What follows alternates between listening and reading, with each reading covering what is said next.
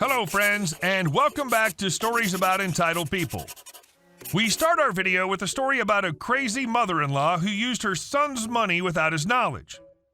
It seems to be a certain type of personality that just can't accept that their progeny's hard work and success is a good thing, and they set out to sabotage it. Before we begin, don't forget to subscribe to our channel if you're new here, and turn on notifications so you don't miss a new video every single day. Here we go. Mother-in-law steals credit card and upset when caught. Backstory. My husband and I have now been married for almost 18 years. My mother-in-law's the most entitled choosing beggar I've ever known. I have many stories, so if you like this one, I'll add more. First time posting, please be nice. Cast. Me, mythical entity. H, hubby, EP, mother-in-law. When my now husband and I were engaged, he had one credit card that he used for emergencies or small things. We were buying a house, getting married, so he paid it off so we'd have it if needed for house. All good. Nope. Statement for the card came in and showed thousands of dollars in purchases, including Disney World tickets for 3 with all the accoutrements, stereo system, clothes, computer and desk, several semesters of college for one of his younger brothers, and more. Husband was pissed. Called credit card company and they stated that it was his second card. He tried to explain that he didn't have a second card. That's when they revealed that he had signed for a second card on his application. Hint, he didn't. Apparently, EP saw him put the application in the mailbox. He lived on grandparents' farm that had a main house and a few trailers for family to live in. Once he left, she opened it, marked for a second card for herself, and put it back in. So, prior to our engagement, husband was paying almost all of EP's expenses as he was the oldest of 5 and felt responsible for them. Dad divorced and stepdad left. Once we became engaged, and especially once I became pregnant, he told EP he couldn't anymore as he had his own family to take care of now. EP did not take this well. She took that second card and took 2 siblings to Disney World and everything else listed above. Husband stormed into EP's kitchen and demanded the card. Some is paraphrased as this happened a while ago, but this is mostly how it went down. H, give me the credit card now. EP, what card are you talking about? Faked, confused expression. H, the one you signed for yourself and just spent thousands on. EP, oh, I was going to wait until your birthday and give it to you as a present, and, well, now you ruined it. She wanted more time to go shopping. H, I'll bet. Give it now. EP, but H, now. EP hands over the card grudgingly, and hubby promptly cuts it up, making her very upset. He tells her that was supposed to help us through with the house, wedding, and pregnancy. We decided to go for the trifecta, and now we were thousands in debt, and she needed to pay us back. EP, I don't have that kind of money. I'm your mother and you needed to help me. H, I have my own family now. EP, where are your family? H, payment now. So EP called in his youngest sister and youngest brother, who's developmentally delayed, to write husband a check for $100 from each of their accounts to pay for their trip to Disney World, and gave us another $100 in loose pennies. We never got another dime. Had to wrap pennies every day for a week to return them. Before change machines available, and the bank only took wrapped, signed, and dated. Fast forward 3 years. She comes over to our tiny 2-bedroom apartment and tells H, what happened? You used to be so good with money. I had to get in front of him and told her to leave before she got hurt. Never saw him so angry in my life. So that's how we ended up with $10,000 in credit card fees, including late fees. He wouldn't press charges because it was his mom. And our second story. Eventually, the big tank will be empty. A year or 2 back, I worked at a gas station in Oregon, out away from pretty much everything except a few machine shops. We were kinda between a few different towns, so we saw our fair share of customers, and we had a pretty decent lunch rush due to the nearby shops and our in-building mini deli thing. We also had a propane filling station. Now, this thing was the absolute worst. It rattled constantly while being used and was honestly pretty worrying. There are a few things I never want to mess with, and pressurized gases are pretty high on that list. Luckily, management, who was pretty much always fantastic there, gave us complete control over whether we would pump propane or not. If we didn't feel safe pumping it into the customer's tank, we could refuse, and they would back us up. Some people would get upset when their tank, mostly made of rust, couldn't be topped off. Not my problem. I like having legs. Anyhow, this pump had one major issue unrelated to safety. The gauge didn't always work. Sometimes, while filling an empty 5-gallon tank, it'd only count up for the last gallon or so. Management was well aware, but corporate wasn't exactly the smartest bunch around. They also refused to replace our ice machine for 6 months, forcing us to waste out the bagged ice we had delivered instead of wasting many times more money. Corporate told us that as long as it was working, we were to charge customers for the propane that was pumped. This obviously led to me specifically only charging for what was pumped. Of course, the meter tells me how much was pumped, and if the meter didn't tell me the right numbers, then it would have been replaced, right?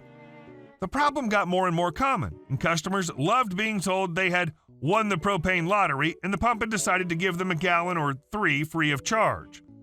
I, of course, spread this mentality to my coworkers, who were happy to stop fudging around and just take it at face value. Shortly before I transferred to another station, however, there was the biggest one yet. A guy drove over from a local warehouse with 2 massive propane tanks, both empty. They powered the forklifts where he worked and both needed to be filled up quickly, so his boss sent him over with a wad of cash. I hooked the first one up all nicely and began filling it up. It takes a bit of time. The entire time, I watched the meter as it does absolutely nothing. First tank tops off, meter hasn't moved in the slightest. I hook up the second tank. As it fills, I explain to the guy about how the meter sticks sometimes, and we only charge for what the meter shows we pumped. He laughs about it. The second tank's full, the meter still reads 0. And I laugh as well. Tell the dude he's good to go, and that since my meter thinks that I pumped no propane, he doesn't owe me a dime. We have a good laugh, and he offered me a few cig packs he had on him for a tip, since his boss was apparently going to get a kick out of it. I don't smoke, so I directed him to my coworker who did, and then he went on his way. As far as I know, that meter still works about as well as it used to. I transferred away a while back, and I also never visit. But as far as I know, no one ever got in trouble for only charging what the meter said was done. I'm always amazed how corporate just doesn't give a F.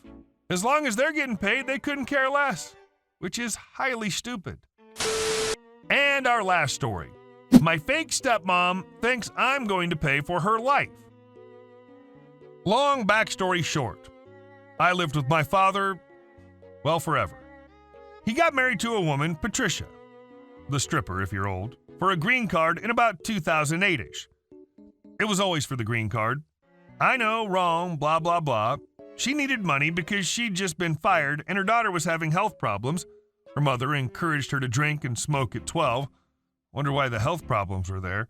So my father made her an employee so she'd make the minimum amount to sponsor him, $500 a week.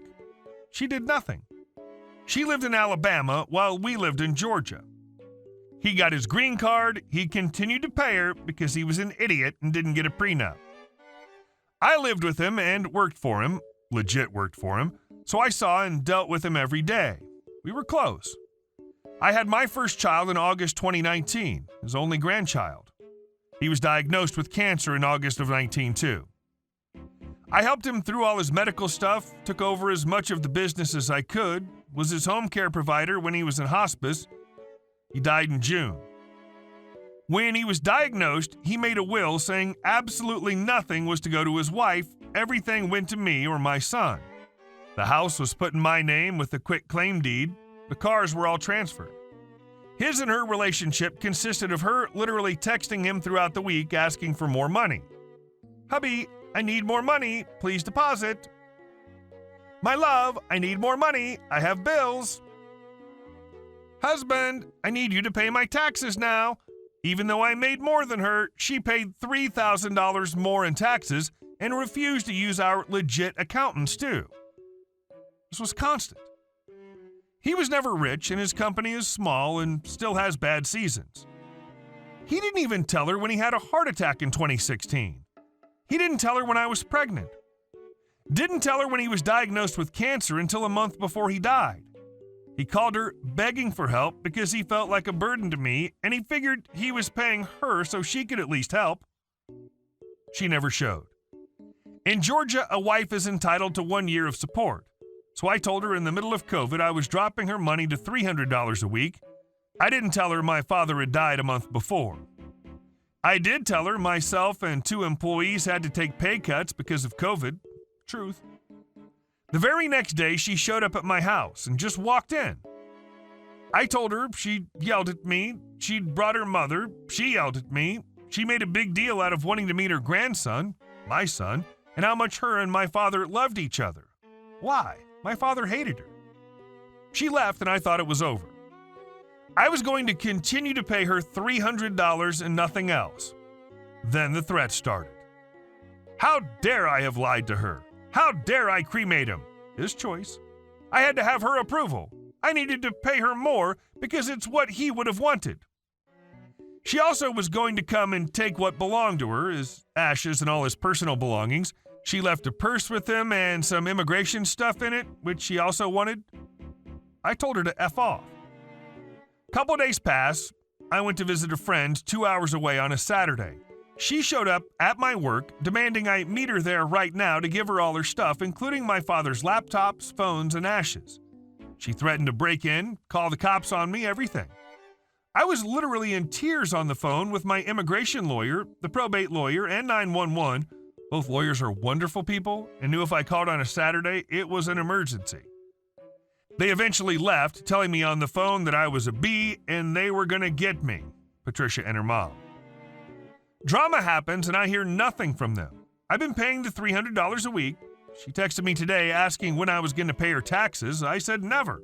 She told me it was my job to pay them. That's what my father would have wanted because he loved her and didn't want us to be like this.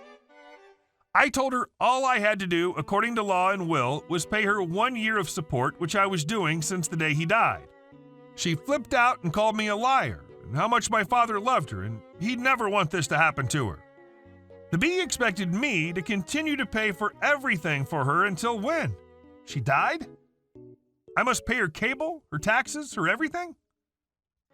Hey guys, thank you all for watching the video. I'll see you in the next one.